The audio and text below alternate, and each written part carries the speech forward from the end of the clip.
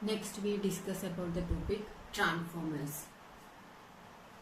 Transformer എന്ന് പറഞ്ഞാൽ നമ്മൾ പല സ്ഥലങ്ങളിലും ട്രാൻസ്ഫോമറുകൾ കണ്ടിട്ടുണ്ട്. അപ്പം എന്താണ് ട്രാൻസ്ഫോമർ, അതിൻ്റെ കൺസ്ട്രക്ഷൻ, അത് വർക്ക് ചെയ്യുന്ന പ്രിൻസിപ്പിൾ എന്താണ്, ഇതെല്ലാമാണ് നമ്മളിന്ന് ഡിസ്കസ് ചെയ്യാൻ പോകുന്നത്.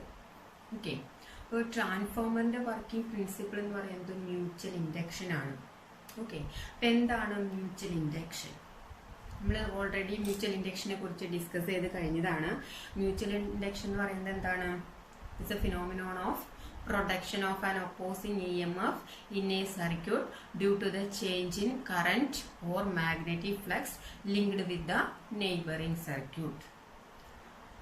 നമ്മൾ പഠിച്ചിട്ടുണ്ട്, ഒരു രണ്ട് കോയിലുകളിൽ ഒരു കോയിലിൽ കറണ്ടിൽ അല്ലെങ്കിൽ മാഗ്നറ്റിക് ഫ്ലക്സിൽ വരുന്ന ചേഞ്ച് കൊണ്ട് തൊട്ടടുത്ത ഒരു കോയിലിൽ ഒരു EMF ഇൻഡ്യൂസ് ചെയ്യുകയാണെങ്കിൽ ആ ഒരു പ്രോസസ്സാണ് നമ്മളുടെ മ്യൂച്വൽ ഇൻഡക്ഷൻ എന്ന് പറയുന്നത്. അപ്പൊ ഇവിടെ നമുക്കറിയാം ട്രാൻസ്ഫോമർ വർക്ക് ചെയ്യുന്ന പ്രിൻസിപ്പിൾ മ്യൂച്വൽ ഇൻഡക്ഷൻ ആണെന്നുണ്ടെങ്കിൽ ഇവിടെ എന്തായാലും രണ്ട് കോയിൽ വേണ്ടി വരും, ശരിയല്ലേ? അപ്പോൾ ട്രാൻസ്ഫോമറിന്റെ വർക്കിംഗ് പ്രിൻസിപ്പിൾ ചോദിക്കുകയാണെങ്കിൽ മ്യൂച്വൽ ഇൻഡക്ഷൻ ആണ്. ഇനി എങ്ങനെയാണ് ട്രാൻസ്ഫോമർ കൺസ്ട്രക്ട് ചെയ്യുക? ട്രാൻസ്ഫോമർ എന്ന് പറയുന്നത് ഒരു അയൺ കോർ ആണ്.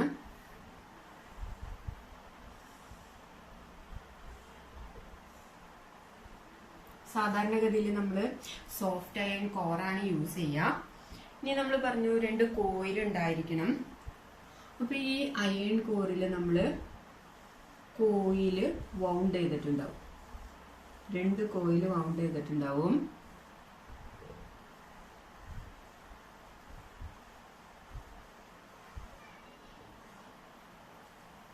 ഈ കോറിന്റെ പ്രത്യേകത എന്ന് പറഞ്ഞു കഴിഞ്ഞാൽ ഇത് ശരിക്കും അടുത്താണ് കോയിലുകൾ വരിക. നമ്മൾ ക്ലാരിഫിക്കേഷൻ വേണ്ടി വലുതാക്കി വരയ്ക്കുമ്പോൾ കുറച്ച് ഡിസ്റ്റൻസ് തോന്നുന്നുണ്ടെന്നുള്ളൂ കേട്ടോ.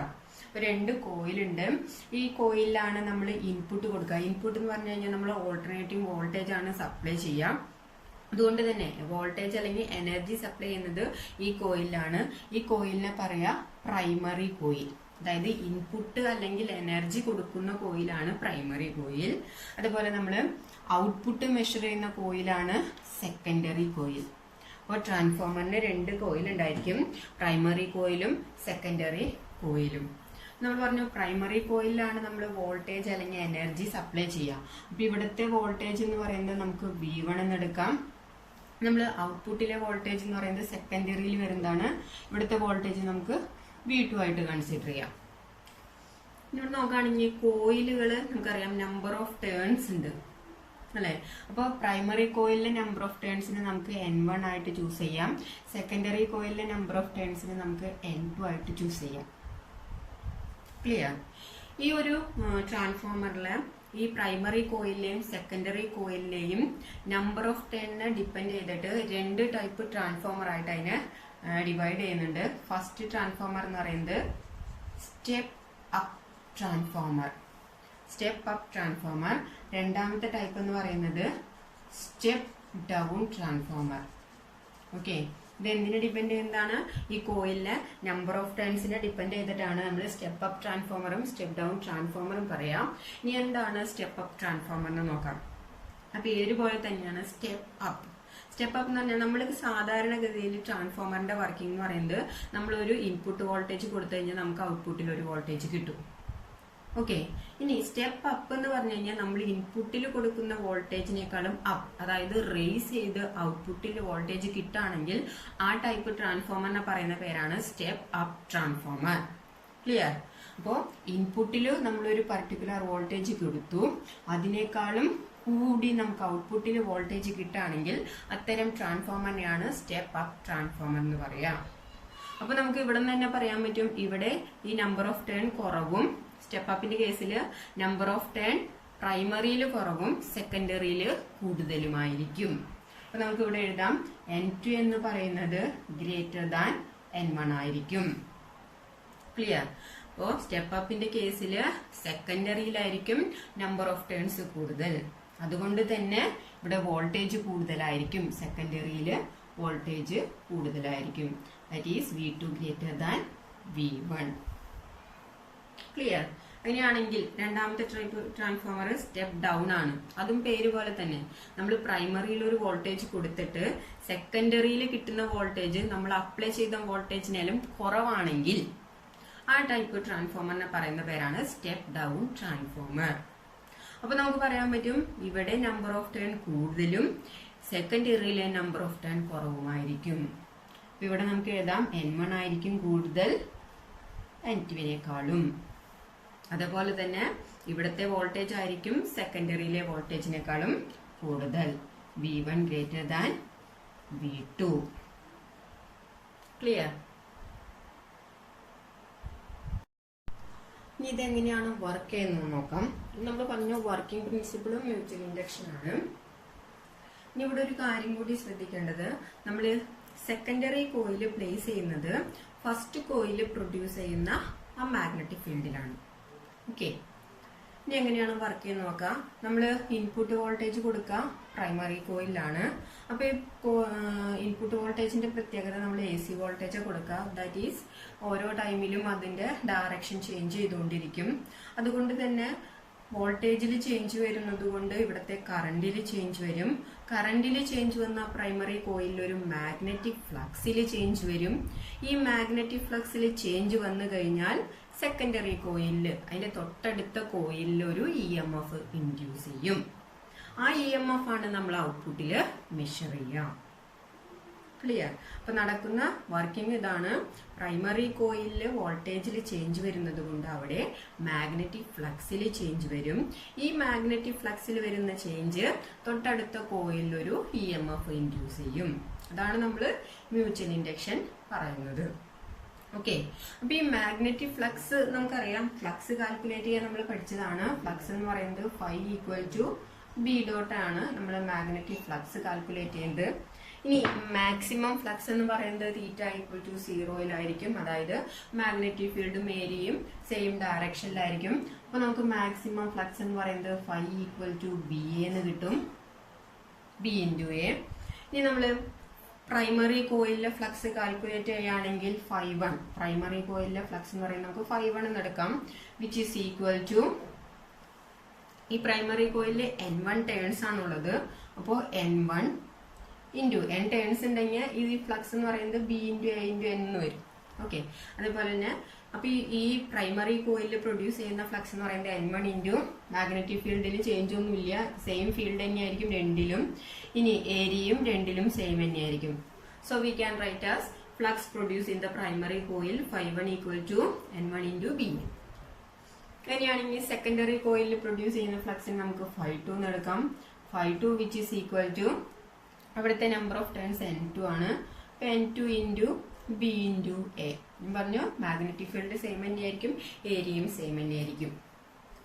ഓക്കെ, അങ്ങനെയാണെങ്കിൽ Φ1/Φ2 ചെയ്ത് എന്ത് കിട്ടും? Φ1/Φ2 which is equal to N1 × BA divided by N2 × BA. നമുക്കറിയാം ഇവിടെ മാഗ്നറ്റിക് ഫീൽഡും ഏരിയയും സെയിം ആയതുകൊണ്ട് ഇത് ക്യാൻസൽ ചെയ്ത് പോകും. അപ്പൊ നമുക്ക് ഫ്ലക്സിൽ വരുന്ന റേഷ്യോ ദാറ്റ് ഈസ് Φ1/Φ2 എന്ന് പറയുന്നത് which is equal to N1/N2. അപ്പൊ നമുക്ക് എന്ത് വന്നു? Ratio of magnetic flux in the primary and secondary coil is N1/N2 എന്ന് കിട്ടി. ഓക്കെ, അപ്പൊ ഇത് ഇമ്പോർട്ടന്റ് ആണ്. പ്രോബ്ലം ഒക്കെ വരുന്ന സമയത്ത് നമ്മളോട് ചോദിക്കാറുണ്ട് മാഗ്നറ്റിക് ഫ്ലക്സും അതേപോലെ തന്നെ നമ്പർ ഓഫ് ടേണും തമ്മിലുള്ള റിലേഷൻ എന്താണ്. അപ്പോൾ പ്രൈമറി കോയിലിലെ ഫ്ലക്സ് ഡിവൈഡഡ് ബൈ സെക്കൻഡറി കോയിലിലെ ഫ്ലക്സ് എന്ന് പറയുന്നത് പ്രൈമറി കോയിലിലെ number of turns divided by secondary കോയിലിലെ നമ്പർ ഓഫ് ടേൺസ്. നമുക്കറിയാം ഇനി ഇവിടെ പ്രൊഡ്യൂസ് ചെയ്യുന്ന ഇൻഡ്യൂസ്ഡ് EMF എങ്ങനെയായിരിക്കും? EMF കാൽക്കുലേറ്റ് ചെയ്യാം. ഫ്ലക്സ് കിട്ടിക്കഴിഞ്ഞാൽ നമുക്ക് EMF കാൽക്കുലേറ്റ് ചെയ്യാൻ അറിയാം. എങ്ങനെയാണ് ഫ്ലക്സ് കിട്ടിക്കഴിഞ്ഞാൽ EMF കാൽക്കുലേറ്റ് ചെയ്യാം? നമ്മുടെ ഫാരഡേ ലോ അനുസരിച്ച് rate of change of flux is known as EMF. ശരിയല്ലേ? അപ്പൊ rate of change of flux കാണണമെങ്കിൽ നമുക്ക് ഇവിടുന്ന് Φ1 എന്ന് പറഞ്ഞെടുക്കാം. ഈക്വേഷനിൽ നിന്ന് Φ1 എന്ന് പറയുന്നത് which is equal to N1/N2. ഈ Φ2 ഇങ്ങോട്ട് വന്നാൽ മതി × Φ2. നമുക്ക് നമുക്ക് ഫ്ലക്സ് EMF കാൽക്കുലേറ്റ് ചെയ്യാം. EMF കാൽക്കുലേറ്റ് ചെയ്യാൻ rate of change of flux എന്ന് പറഞ്ഞാൽ നമുക്ക് അറിയാം ടൈമിനനുസരിച്ച് ഫ്ലക്സിൽ വരുന്ന ചേഞ്ച്. അതിനെയാണ് നമ്മൾ d/dt എന്ന് പറയുന്നത്. Rate of change of φ1 which is equal to n1/n2 into രണ്ട് സൈഡിലും എടുക്കണം d/dt of φ2. ഓക്കെ, അപ്പോൾ d/dt of φ1 which is equal to n1/n2 into d/dt of φ2. അപ്പൊ എന്ത് കിട്ടി? d/dt of φ1 എന്ന് പറഞ്ഞു കഴിഞ്ഞാൽ നമുക്കറിയാം ഇവിടുത്തെ EMF ആണ്, ദാറ്റ് ഈസ് വോൾട്ടേജ്. EMF അല്ലെങ്കിൽ വോൾട്ടേജ് ദാറ്റ് ഈസ് എന്താണ്? പ്രൈമറിയിലെ വോൾട്ടേജ് V1 ആണ്, which is equal to n1/n2 into d/dt of φ2 എന്ന് പറഞ്ഞാൽ ഇവിടെ പ്രൊഡ്യൂസ് ചെയ്യുന്ന EMF ആണ്, അതല്ലെങ്കിൽ വോൾട്ടേജ് ആണ്, that is V2. So we can write as ഇതിനെ ഇങ്ങോട്ട് കൊണ്ടുവന്നു കഴിഞ്ഞാൽ V1/V2 which is equal to n1/n2. ഇതും ഇമ്പോർട്ടന്റ് ആണ്. വോൾട്ടേജും നമ്പർ ഓഫ് ടേണും തമ്മിലുള്ള റിലേഷൻ ആണ് V1/V2 which is equal to n1/n2. Next നമുക്ക് കാൽക്കുലേറ്റ് ചെയ്യേണ്ടത് എഫിഷ്യൻസി ഓഫ് ട്രാൻസ്ഫോമർ ആണ്. നമ്മൾ എഫിഷ്യൻസി എന്ന് പറഞ്ഞത് ഫസ്റ്റ് ഇയറിൽ തെർമോഡൈനാമിക്സിൽ എഫിഷ്യൻസി പഠിക്കുന്നുണ്ട്. എഫിഷ്യൻസി ഹീറ്റ എന്ന് പറയുന്നത് output power divided by input power ആണ്. Output power divided by input power. അപ്പൊ നമുക്കറിയാം ഇവിടെ നമ്മൾക്ക് പവർ കാൽക്കുലേറ്റ് ചെയ്യാൻ പല ഇക്വേഷൻസ് ഉണ്ട്. പക്ഷെ ഇവിടെ നമ്മൾ വോൾട്ടേജും കറന്റും അതിന്റെ ബേസിലാണ് പവർ കാൽക്കുലേറ്റ് ചെയ്യാം. അപ്പൊ ഔട്ട്പുട്ട് പവർ എന്ന് പറയുന്നത് നമുക്കറിയാം ഇവിടത്തെ വോൾട്ടേജ് ഇൻറ്റു ഇവിടത്തെ കറന്റ് ആയിരിക്കും ഔട്ട്പുട്ടിലെ പവർ. അതേപോലെ ഇൻപുട്ടിലെ പവർ എന്ന് പറഞ്ഞു കഴിഞ്ഞാൽ ഇവിടത്തെ വോൾട്ടേജ് ഇൻറ്റു ഇവിടത്തെ കറന്റ്. അപ്പൊ നമുക്ക് ഇവിടത്തെ കറന്റ് I2 എന്ന് എടുക്കാം, ഇവിടത്തെ കറന്റ് I1 എന്ന് എടുക്കാം. അങ്ങനെയാണെങ്കിൽ ഔട്ട്പുട്ട് പവർ എന്ന് പറഞ്ഞു കഴിഞ്ഞാൽ വോൾട്ടേജ്, ഔട്ട്പുട്ടിലെ വോൾട്ടേജ് ഇൻറ്റു ഔട്ട്പുട്ടിലെ current divided by input power എന്ന് പറഞ്ഞു കഴിഞ്ഞാൽ ഇൻപുട്ടിലെ വോൾട്ടേജ് ഇൻറ്റു ഇൻപുട്ടിലെ കറന്റ്. ഇതായിരിക്കും എഫിഷ്യൻസി ഓഫ് എ ട്രാൻസ്ഫോമർ. ഇനി ഒരു സ്പെഷ്യൽ കേസ് പറയാണ്, ഒരു ഐഡിയൽ ട്രാൻസ്ഫോമർ ആണെങ്കിൽ. ഐഡിയൽ എന്ന് പറഞ്ഞാൽ എന്തായിരിക്കും? ഇൻപുട്ടിലെ പവറും ഔട്ട്പുട്ടിലെ പവറും സെയിം. ദാറ്റ് ഈസ് നമുക്ക് എന്ത് പറയാം? ഇൻപുട്ട് പവറും ഔട്ട്പുട്ട് പവറും സെയിം ആണെങ്കിൽ ആ ടൈപ്പ് ട്രാൻസ്ഫോമറിനെയാണ് നമ്മൾ ഐഡിയൽ ട്രാൻസ്ഫോമർ എന്ന് പറയാം. അപ്പൊ നമുക്ക് പറയാം V1 I1 എന്ന് പറയുന്നത് ഇൻപുട്ടിലെ പവർ ഈക്വൽ ടു ഔട്ട്പുട്ടിലെ പവർ ആയിരിക്കും. ക്ലിയർ? അപ്പൊ ഇവിടെ നിന്ന് നമ്മൾ V1/V2 ചെയ്ത് എന്ത് കിട്ടും? V1/V2 which is equal to, ഈ V2 ഇങ്ങോട്ട് കൊണ്ടുവന്നു, ഈ I1 ഇങ്ങോട്ട് കൊണ്ടുവരാം. അപ്പൊ ഇവിടെ I2 ആദ്യം ഉണ്ട്, I2/I1. അപ്പോൾ ഒരു റിലേഷനും കൂടി കിട്ടി. എഫിഷ്യൻസിയുടെ ടൈമിൽ പഠിക്കുമ്പോൾ V1/V2 which is equal to I2/I1 which is equal to I2/I1. ഇതാണ് ട്രാൻസ്ഫോമറിന്റെ കേസിലുള്ള റിലേഷനുകൾ. φ1/φ2 അതായത് ഫ്ലക്സ് ആണ്. φ1/φ2 which is equal to n1/n2 which is equal to V1/V2. ഒരു കേസ് മാത്രം, അതായത് flux, number of turns, voltage, ഇതെല്ലാം സെയിം ഓർഡറിലാ 1/2 ആയിട്ടാ. പക്ഷെ കറണ്ട് മാത്രം തിരിഞ്ഞു വന്നു, അതായത് I2/I1. ക്ലിയർ? അതൊന്ന് നോട്ട് ചെയ്യാം. ഈ ഫോർമുല യൂസ് ചെയ്തിട്ട്, അതായത് ഇതിൽ ഏത് ഫോർമുല വേണമെങ്കിൽ നമുക്ക് യൂസ് ചെയ്യാം. ഒന്നുകിൽ φ1/φ2 എന്ന് പറയുന്നത് n1/n2, അതല്ലെങ്കിൽ n1/n2 ഈക്വൽ ടു V1/V2, അതല്ലെങ്കിൽ V1/V2 ഈക്വൽ ടു I2/I1, അതല്ലെങ്കിൽ φ1/φ2 ഈക്വൽ ടു I2/I1. ഇതിൽ ഏത് ഫോർമുല വേണമെങ്കിലും നമുക്ക് യൂസ് ചെയ്യാം. അപ്പൊ ഇത് വെരി വെരി ഇമ്പോർട്ടന്റ് ആണ്. പ്രോബ്ലംസ് ഒക്കെ ചോദിക്കും. അപ്പൊ നമുക്ക് തന്നിരിക്കുന്ന പ്രോബ്ലംസിൽ എന്തൊക്കെ തന്നിട്ടുണ്ടെന്നനുസരിച്ച് നമുക്ക് ഈ ഇക്വേഷന് മാറ്റി എഴുതാം. നെക്സ്റ്റ് ട്രാൻസ്ഫോമറിന്റെ കേസിൽ എപ്പോഴും റിപ്പീറ്റ് ചെയ്യുന്ന ക്വസ്റ്റ്യൻ ആണ് എനർജി ലോസ് ഇൻ ട്രാൻസ്ഫോമർ അല്ലെങ്കിൽ പവർ ലോസ് ഇൻ ട്രാൻസ്ഫോമർ. നമുക്കറിയാം ട്രാൻസ്ഫോമർ എന്ന് പറഞ്ഞു കഴിഞ്ഞാൽ നമ്മൾ ഇൻപുട്ടിൽ ഒരു വോൾട്ടേജ് കൊടുത്തു കഴിഞ്ഞാൽ നമുക്ക് ഔട്ട്പുട്ടിൽ ഒരു വോൾട്ടേജ് കിട്ടും. അപ്പോൾ അങ്ങനെ നമ്മൾ വോൾട്ടേജ് കൊടുത്തു കഴിഞ്ഞാൽ കറണ്ട് പ്രൊഡ്യൂസ് ചെയ്യും. ആ കറണ്ട് പ്രൊഡ്യൂസ് ചെയ്ത് കഴിഞ്ഞാൽ നമുക്കറിയാം കറണ്ട് ഉണ്ടായി കഴിഞ്ഞു കഴിഞ്ഞാൽ നമുക്കറിയാം ഹീറ്റ് പ്രൊഡ്യൂസ് ചെയ്യും. ആ ഹീറ്റ് എന്ന് പറയുന്നത് one type of energy loss ആണ്. ശരിയല്ലേ? അപ്പോൾ ട്രാൻസ്ഫോമറിന്റെ കേസിൽ എനർജി ലോസ് ചെയ്യണ ഒരു ടൈപ്പ് എനർജി ലോസ് ആണ് ജൂൾ ലോസ് അല്ലെങ്കിൽ കോപ്പർ ലോസ്. അതായത് നമുക്ക് ഇപ്പൊ പറഞ്ഞത് തന്നെയാണ്, കറണ്ട് കോയിലിലൂടെ കറണ്ട് പാസ് ചെയ്ത് കഴിഞ്ഞാൽ അവിടെ ഹീറ്റ് പ്രൊഡ്യൂസ് ചെയ്യും. ആ ഹീറ്റ് എന്ന് പറയുന്നത് എനർജി ലോസ് ആണ്. ആ ടൈപ്പ് എനർജി ലോസിനെയാണ് നമ്മൾ ജൂൾ ലോസ് അല്ലെങ്കിൽ കോപ്പർ ലോസ് എന്ന് പറയുന്നത്. ഓക്കെ, ഇനി രണ്ടാമത്തെ കാര്യം, എങ്ങനെയാണ് ജൂൾ ലോസ് അല്ലെങ്കിൽ കോപ്പർ ലോസിനെ നമ്മൾ റിഡ്യൂസ് ചെയ്യുക? നമ്മൾ പറഞ്ഞിരുന്നു, നമ്മൾ കോയിൽ യൂസ് ചെയ്യുന്നുണ്ട്. ആ കോയിലിന് കുറച്ചും കൂടി ഏരിയ, അതായത് കുറച്ചും കൂടി തിക്കായിട്ടുള്ള കോയിൽസ് യൂസ് ചെയ്യുകയാണെന്നുണ്ടെങ്കിൽ ഈ ജൂൾ ലോസ് നമുക്ക് റെഡ്യൂസ് ചെയ്യാൻ പറ്റും. ഓക്കെ, അപ്പൊ ജൂൾ ലോസ് റെഡ്യൂസ് ചെയ്യണമെങ്കിൽ നമുക്ക് നമ്മൾ യൂസ് ചെയ്യുന്ന കോയിലിന്റെ ഏരിയ കൂട്ടാം. ദാറ്റ് മീൻസ് കോയിൽ കുറച്ചും കൂടി തിക്കായിട്ട് യൂസ് ചെയ്യാം. അപ്പൊ നമുക്കറിയാം റെസിസ്റ്റൻസ് കാൽക്കുലേറ്റ് ചെയ്യണമെന്ന് നമുക്കറിയാം റോ ഇൻറ്റു L/A ആണ്. അപ്പോൾ എ എന്ന് പറയുന്നതാണ് നമ്മുടെ ഏരിയ കൂടിക്കഴിഞ്ഞാൽ റെസിസ്റ്റൻസ് കുറയും. അപ്പോൾ ആ എനർജി ലോസ്, ഹീറ്റായി പോകുന്നത് നമുക്ക് കുറച്ച് തടയാനായിട്ട് സാധിക്കും. ഇനി second type of energy loss എന്ന് പറയുന്നത് എഡ്ഡി കറന്റ് ലോസ്. ഇപ്പൊ എഡ്ഡി കറന്റ് നമ്മൾ ഓൾറെഡി ഡിസ്കസ് ചെയ്ത് കഴിഞ്ഞതാണ്. അതായത് ചേഞ്ചിങ് മാഗ്നറ്റിക് ഫീൽഡിലേക്ക് നമ്മളൊരു മെറ്റാലിക് ഷീറ്റ് കൊണ്ടുവന്നു കഴിഞ്ഞാൽ അവിടെ എഡ്ഡി കറന്റ് പ്രൊഡ്യൂസ് ചെയ്യും. അപ്പോൾ ഇവിടത്തെ കേസിലും നമ്മൾ അങ്ങനെ തന്നെയാണ്. അതായത് മാഗ്നറ്റിക് ഫീൽഡിൽ ചേഞ്ച് വരുന്നിടത്താണ് നമ്മൾ മെറ്റാലിക് ഷീറ്റ് പ്ലേസ് ചെയ്യുന്നത്. അപ്പോൾ ആ ടൈപ്പ് എനർജി ലോസ് അല്ലെങ്കിൽ പവർ ലോസിനെ പറയുന്നതാണ് എഡ്ഡി കറന്റ് ലോസ്. അപ്പൊ നമ്മൾ ഇവിടെ ചിന്തിക്കേണ്ടത് എങ്ങനെ നമ്മൾ എഡ്ഡി കറന്റ് മിനിമൈസ് ചെയ്യാം. അപ്പോൾ എഡ്ഡി കറന്റ് മിനിമൈസ് ചെയ്യാൻ വേണ്ടിയിട്ട് നമ്മൾ യൂസ് ചെയ്യുന്ന ആ കോയില് അതിനെ ലാമിനേറ്റ് ചെയ്യാം. കോറുകള് ലാമിനേറ്റ് ചെയ്ത് കഴിഞ്ഞാൽ നമുക്കതിനെ എഡ്ഡി കറന്റ് റെഡ്യൂസ് ചെയ്യാൻ പറ്റും. എഡ്ഡി കറന്റ് ലോസ് റെഡ്യൂസ് ചെയ്യാൻ പറ്റും.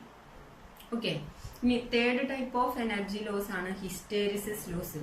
അപ്പൊ ഹിസ്റ്റേരിസിസ് ലൂപ്പിനെ കുറിച്ചൊക്കെ നമ്മൾ മുമ്പത്തെ ചാപ്റ്ററിൽ ഡിസ്കസ് ചെയ്ത് കഴിഞ്ഞതാണ്. അപ്പൊ നമുക്കറിയാം ഇവിടെ നമ്മൾ എങ്ങനെയാണ് ഹിസ്റ്റേരിസിസ് ലോസ് ഉണ്ടാവുന്നത് വെച്ച് കഴിഞ്ഞാൽ നമ്മളിവിടെ ഓൾട്ടർനേറ്റിംഗ് വോൾട്ടേജാണ് കൊടുക്കുന്നത് അല്ലെ. അപ്പൊ ഇവിടെ ഒരു തവണ ഓൾട്ടർനേറ്റിംഗ് വോൾട്ടേജ് കൊടുക്കുമ്പോൾ ഒരു തവണ മാഗ്നറ്റൈസേഷൻ നടക്കും. അതേ ടൈമിൽ തന്നെ താഴേക്ക് വരുമ്പോൾ ഡീമാഗ്നറ്റൈസേഷൻ നടക്കും. അപ്പൊ ഇവിടെ വോൾട്ടേജിന്റെ ഒരു ഡയറക്ഷനിൽ മാഗ്നറ്റൈസേഷൻ ആണെങ്കിൽ അടുത്ത ഡയറക്ഷനിൽ ഡീമാഗ്നറ്റൈസേഷൻ ആണ്. അപ്പോൾ കണ്ടിന്യൂസ് മാഗ്നറ്റൈസേഷനും ഡീമാഗ്നറ്റൈസേഷനും ആണ് ഇവിടെ നടക്കുന്നത്. അപ്പൊ ആ ടൈപ്പ് എനർജി ലോസിനെയാണ് നമ്മൾ ഹിസ്റ്റേരിസിസ് ലോപ്പ് എന്ന് പറയുന്നത്, ഹിസ്റ്റേരിസിസ് ലോസ് എന്ന് പറയുന്നത്. ഇനി ഈ ഹിസ്റ്റേരിസിസ് ലോസ് മിനിമൈസ് ചെയ്യാൻ വേണ്ടിയിട്ട് ഞാൻ ഓൾറെഡി മുമ്പ് പറഞ്ഞതാണ്, നമ്മള് ഒരു കോയില് യൂസ് ചെയ്യുന്ന ഒരു കോറ് യൂസ് ചെയ്യുന്ന പറഞ്ഞു. ഈ കോറ് സാധാരണ നമ്മൾ സോഫ്റ്റ് അയൺ ആണ് യൂസ് ചെയ്യുക. സോഫ്റ്റ് അയൺ കോർ എന്നാണ് സാധാരണ പറയുക. പക്ഷേ നമ്മൾ ഒന്നും കൂടി അതിനെ ഡീറ്റെയിൽ ആയിട്ട് പറയുകയാണെങ്കിൽ സോഫ്റ്റ് അയൺ കോർ ആണ് യൂസ് ചെയ്യുക. ഇനി സോഫ്റ്റ് അയൺ കോർ യൂസ് ചെയ്യാൻ കാരണം ഈ ഹിസ്റ്റേറിസിസ് ലോസിനെ മിനിമൈസ് ചെയ്യാൻ വേണ്ടിയിട്ടാണ്. അപ്പൊ അയൺ കോർ ആണ് യൂസ് ചെയ്യണമെന്നുണ്ടെങ്കിൽ എന്തായാലും ഹിസ്റ്റേറിസിസ് ലോസ് ഉണ്ടായിരിക്കും. അപ്പൊ അതിനെ മിനിമൈസ് ചെയ്യാൻ വേണ്ടിയിട്ടാണ് നമ്മൾ സോഫ്റ്റ് അയൺ കോർ യൂസ് ചെയ്യുക. ഓക്കെ, ഇനി നെക്സ്റ്റ് ടൈപ്പ് പവർ ലോസ് ആണ് അല്ലെങ്കിൽ എനർജി ലോസ് ആണ് മാഗ്നറ്റിക് ഫ്ലക്സ് ലോസ്. അപ്പോൾ മാഗ്നറ്റിക് ഫ്ലക്സ് നമ്മൾ പറഞ്ഞു ഒരു പ്രൈമറി കോയിലില് പ്രൊഡ്യൂസ് ചെയ്യുന്ന മാഗ്നറ്റിക് ഫ്ലക്സ് ആണ് ഈ സെക്കൻഡറി കോയിലിലേക്ക് പാസ് ചെയ്യണേന്ന് പറഞ്ഞു. അങ്ങനെയാണ് ഇവിടെ ഒരു EMF ഇൻഡ്യൂസ് ചെയ്യണത്.